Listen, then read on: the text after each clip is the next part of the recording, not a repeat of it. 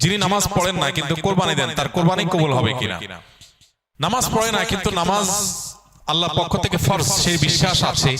নামাজ না পড়ার কারণে তার মধ্যে অপরাধ বোধও কাজ করে, সে তাগাদা অনুভব করেন, এরকম ব্যক্তি যদি হয় তাহলে এই আল্লাহর বান্দা কোরবানি করলে কোরবানির আমলটা হবে, হবে না এরকমটি বলা কঠিন। কিন্তু তার উচিত কোরবানির চাইতে নামাজের গুরুত্ব বেশি দেওয়া। যিনি কোরবানি দিচ্ছেন কিন্তু নামাজ পড়ছেন না, তিনি কেন কোরবানি দিচ্ছেন?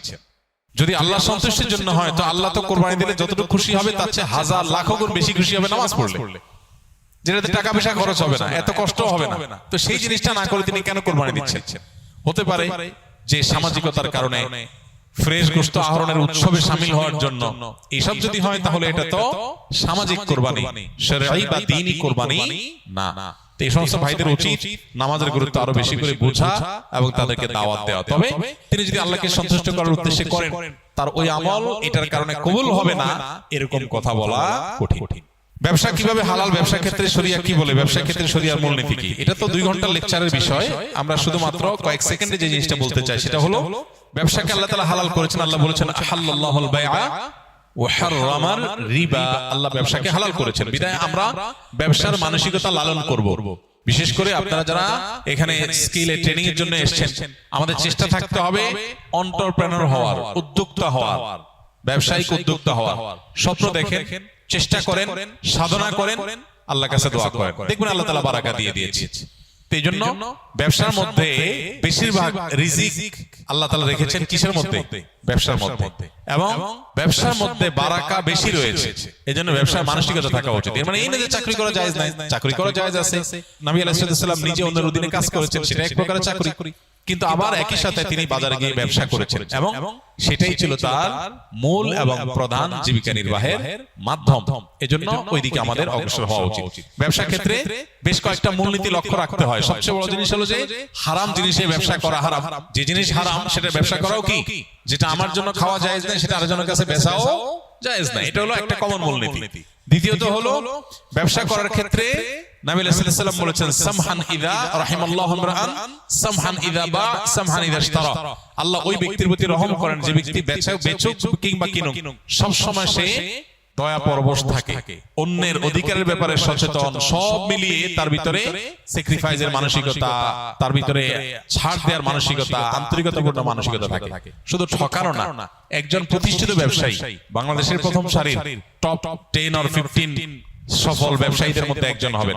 ওই লোকটার নাম আর বললাম না। ওনার বিষয়ে এক ভদ্রলোক আমাকে বলতেছিলেন যে আমার ওনার সাথে একটা মিটিং ছিল, তো প্রসঙ্গত উনি বললেন যে ভাই, ব্যবসার বহু সংজ্ঞা তো বই পুস্তকে পড়েছেন, আমি ব্যবসায়ীর ছেলে এবং প্রতিষ্ঠিত ব্যবসায়ী হিসেবে আপনাকে আজকে নতুন একটা সংজ্ঞা বলে যাই। সেটা কি? বললেন যে ব্যবসা হলো সেটা যেটাতে আপনার ক্লায়েন্টও লাভবান হবে, আপনিও লাভবান হবেন। এই চিন্তা যদি করেন তাহলে তার নাম ব্যবসা। আর যদি মনে হয় যে আমি কিভাবে লাভবান হবে সেই চিন্তা করে ক্লায়েন্ট মরে ধ্বংস হয় হোক, তাতে আমার দেখার দরকার নেই, তো এটা ব্যবসা না, এটার নাম ডাকাতি। কথা বুঝে আসছে? দ্বীন ঠিক এই কথাটা বলে, সামহান ইযা বা সামহান ইযা ইশতারা। আপনি ক্রেতা হন আর বিক্রেতা হন, উভয় অবস্থাতে আপনার ক্লায়েন্ট যার সাথে লেনদেন করছেন তার দিকটা আপনার খেয়াল করতে হবে। আমার মনে আছে থাইল্যান্ডের ব্যাংককে একটা দোকানে একটা প্রোডাক্ট কিনতে গেছি আমি। তো যে জিনিসটা কিনতে গেছি, আমার এক নিকটবর্তী উনি অর্ডার করেছেন যে এই জিনিসটা আনার জন্য। তো ওখানে যেহেতু ওইটা আমি পাইছি, আমি দোকানদারকে বললাম যে এটা একটা নিছি, নেওয়ার পর সন্দেহ হচ্ছে আরেকটা আছে একটু বেশ কম, আমার মনে হচ্ছে যে যদি ওইটা হয়, বেচারা চাইছে দুইটাই নিয়ে যাই, এই জন্য বললাম ওইটা দাও। পরে আমাকে দোকানদার বললো তুমি যেটা নিছো আর এটা নিছো সেম জিনিস, এখানে যে পার্থক্য দেখছো এটার কারণে ম্যাটেরিয়ালে কোনো পার্থক্য হয়নি। তিনি আমাকে বুঝালেন জিনিসটা সেম, তুমি যদি নাও তাহলে ডাবল লাগলে তুমি নিতে পারো, না হলে তুমি হয়তো এটা নেওয়ার কোনো যুক্তি নাই। তুমি যেটা নিলে সেটার ভিতরে চুল পরিমাণ ম্যাটেরিয়ালে কোনো বেশ কম নাই। শেষ পর্যন্ত আমি এটা কিনতেই পারলাম না। সে আমাকে এমন ভাবে বুঝাইলো, দোকান থেকে বেরিয়ে করে দিল যে তুমি নিলে দুইটা নাও, লাগলে সেটা ভিন্ন কথা, কিন্তু যেটা নিছো আরেকটা নিতে আসছো একটু লেখা বেশ কমের কারণে, এই লেখার কারণে ম্যাটেরিয়ালে কোনো পার্থক্য হয় নাই, জিনিস সেম, অযথা তুমি কেন টাকা নষ্ট করবে? আমাকে সে কিনতেই দেয় নাই, আমি বাইরে চলে আসছি। একজন অমুসলমান, একজন ভিন্ন ধর্মাবলম্বী, সে তার দোকান থেকে, আমি একজন ভিন দেশি, সে আমাকে প্রোডাক্টটা বিক্রি করলো না। দিন যে জিনিসটাকে বলে দুর্ভাগ্যজনক বাস্তবতা আমাদের মুসলমানদের থেকে আজকে চলে গেছে, সেটা আমরা মুখে মুখে বলি, আমলে নেই। তো আপনারা ইনশাআল্লাহ কর্মক্ষেত্রে বিভিন্ন ক্ষেত্রে উদ্যোক্তা হয়ে উঠবেন।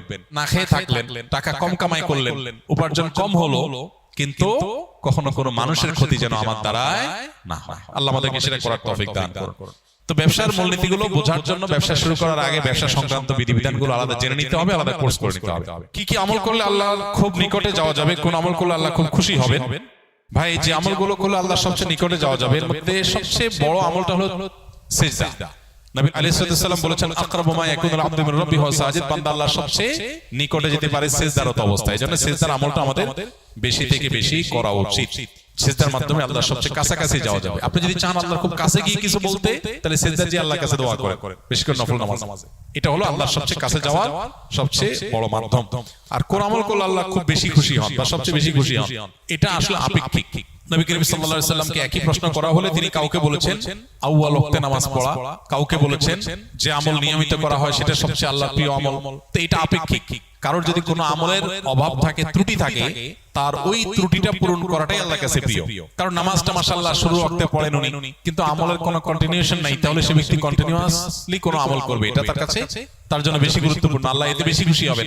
কারণ হয়তো মাশাআল্লাহ নামাজ ভালো আছে, এটা ভালো আছে, কিন্তু সালাম দেওয়ার অভ্যাস নাই, তো সে সালামের অভ্যাসটা বেশি করবে।